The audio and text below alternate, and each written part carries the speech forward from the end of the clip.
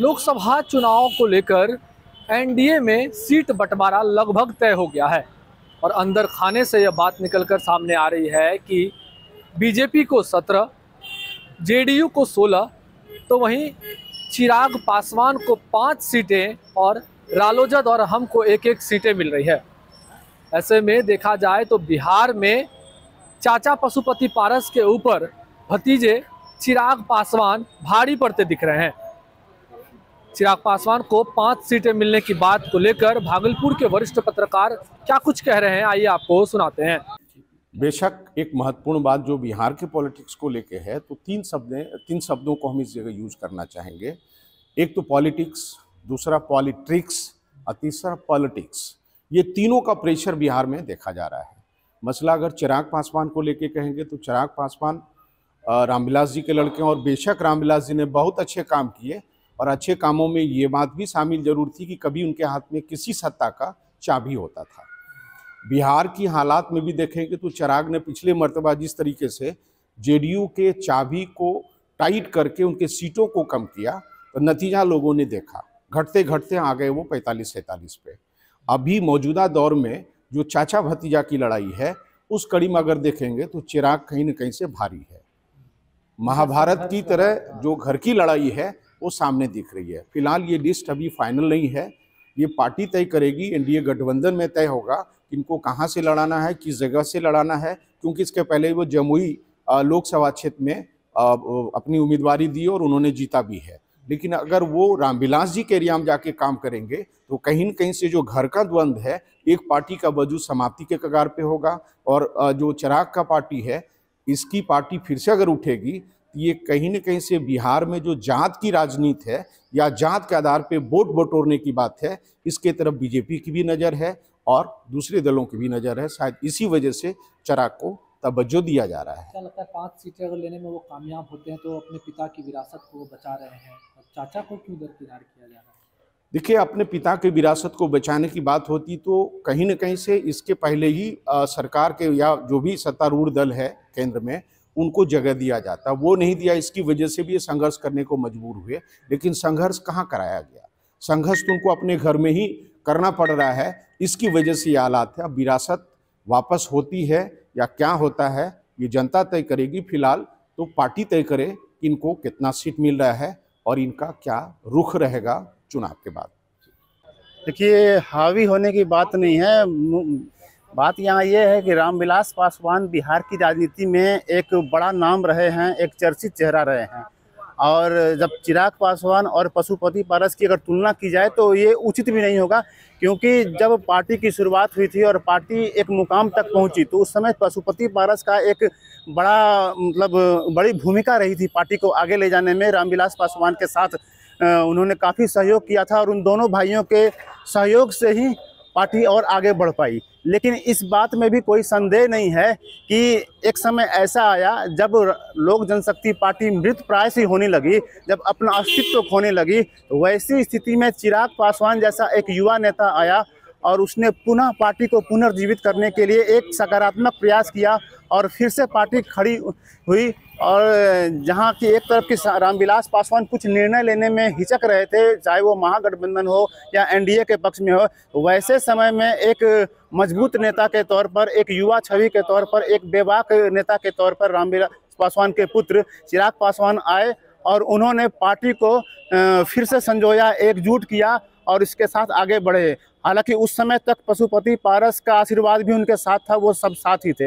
लेकिन बात यहाँ बदली तब जब रामविलास पासवान की मृत्यु हो गई। तो मृत्यु के बाद यहाँ वर्चस्व को लेकर के ये चाचा भतीजे में आपस में ठन गई, जो पहले भी कई बार राजनीति में देखा जा चुका है। तो इस तरह की जो समस्या है, तो और दोनों चाहे वो पशुपति पारस हो चाहे रामविलास पासवान हो, अपने अपने जगह पर दोनों का कद तो मजबूत रहा है। लेकिन ये बात, इस बात से बिल्कुल इनकार नहीं किया जा सकता है कि पार्टी को पुनर्जीवित करने में चिराग पासवान और एक युवा चेहरा का एक बड़ा रोल रहा है। और इस चीज़ के कारण युवा उनके साथ जुड़े और उनके साथ बिहार फर्स्ट, बिहारी फर्स्ट जैसी कई सारी ऐसी जो स्कीम है या और उसके कारण भी युवा जुड़े। और सबसे बड़ी बात है कि बिहार में लगातार नीतीश कुमार की सरकार चल रही है, कभी एनडीए के साथ, कभी महागठबंधन के साथ।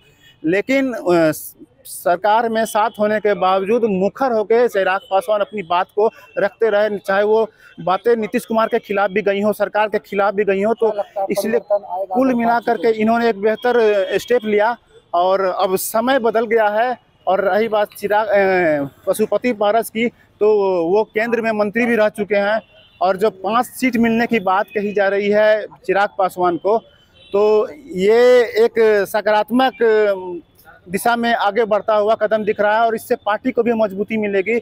वहीं पशुपति पारस जब मंत्री एक बार बन चुके हैं तो उन्हें राज्यसभा हो या राज्यपाल का जो भी ऑफर दिया जाए तो कुछ ना कुछ उनके लिए भी बेहतर होना तय है।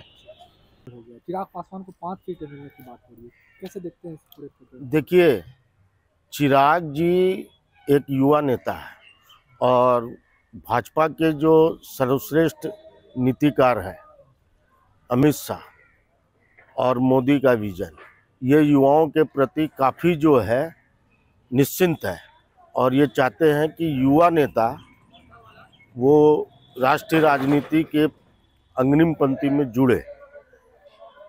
रामविलास पासवान जी जो है वो काफ़ी नज़दीक रहे इन लोगों के और रामविलास पासवान जी की धरोहर को या उनकी प्रतिष्ठा को चिराग जी के रूप में वर्तमान भाजपा देख रही है। तो क्या लगता है कि किस लिए दिया जा रहा है? क्या अति पिछड़ा के वोट को साधने का एक प्रयास है? नहीं, पिछड़ा अति पिछड़ा ये तो सारा आज मोदी जी के साथ है ही है।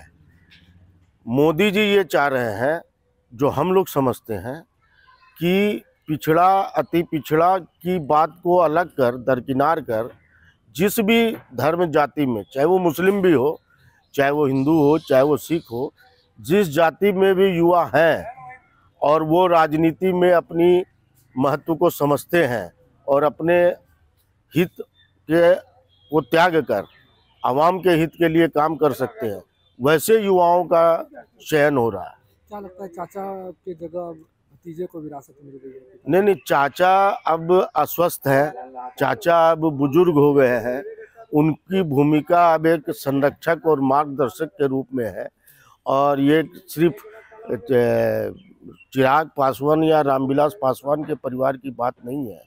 आज भारतीय जनता पार्टी के भी कई ऐसे नेताओं को इस तरह से ही मार्गदर्शक बनाया गया है, तो पारस जी भी मार्गदर्शक बनेंगे, रहेंगे और जिम्मेदारी संभालेंगे।